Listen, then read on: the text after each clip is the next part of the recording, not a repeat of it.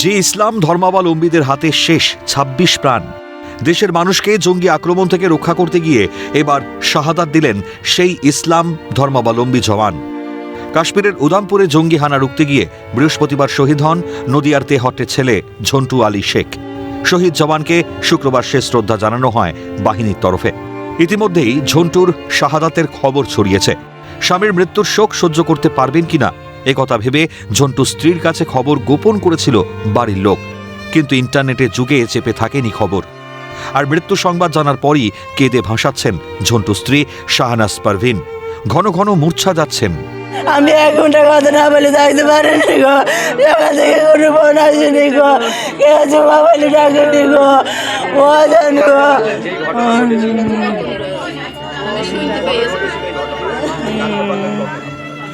আমাকে কেউ বলেনি, আমাকে সবাই লুকিয়েছে, ওই ম্যাম সাহেবগুলো কেউ বলেনি, ইউনিটে কেউ আমাকে বলেনি। আমি আস্তে আস্তে নিজে আমি মোবাইল থেকে বার করেছি। শুক্রবার সকালে ঝন্টুর বাড়ির এলাকায় গিয়ে দেখা গেল শহীদ সেনা জওয়ানের ছবি চারপাশে। তাকে স্মরণ করে পড়েছে পোস্টার। শহীদ জওয়ানের ছবিতে মালা দিয়ে শ্রদ্ধার্ঘ নিবেদন করা হয়েছে ঝন্টুকে। এলাকা সূত্রে খবর, কয়েকদিন আগেই ঈদের সময় বাড়িতে এসেছিলেন ঝন্টু। এলাকার মানুষের সঙ্গে তার সুসম্পর্ক ছিল।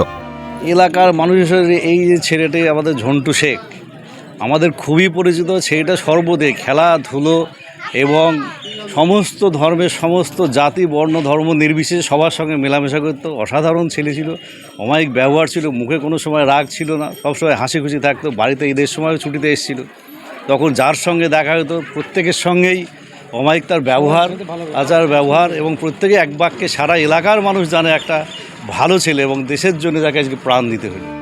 ঝন্টুর সঙ্গে দীর্ঘদিন একই ইউনিটে রয়েছেন এলাকার ছেলে প্রবীর ঘোষ। বর্তমানে ছুটিতে আছেন তিনি। বন্ধু স্মৃতিচারণ করতে গিয়ে গলা জড়িয়ে এলো। আজকে আমরা কমসে কম আমার থেকে 1 বছর সিনিয়র দাদা, আর আমার চাকরি চলছে 15 বছর রানিং, দাদা চলছে 16 বছর রানিং।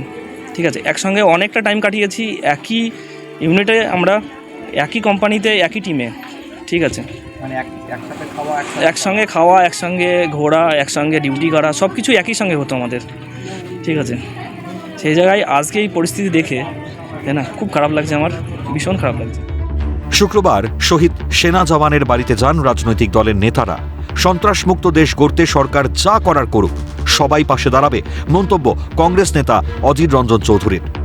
আজকে দেশকে রক্ষা করতে গিয়ে প্রাণ তার নিজের ভাই আরেকজন সেও দেশ রক্ষার ওখানে মোতায়েন আছে। আমরা এই ভারতবর্ষে বসবাস করছি, তাই এই ভারতবর্ষকে রক্ষা করার জন্য ভারত সরকার যত রকমের ব্যবস্থা করুক, কিন্তু করতে হবে কিছু করুক, যত রকম ব্যবস্থা করতে করুক, ভারতবর্ষের সব মানুষ সমর্থন করবে।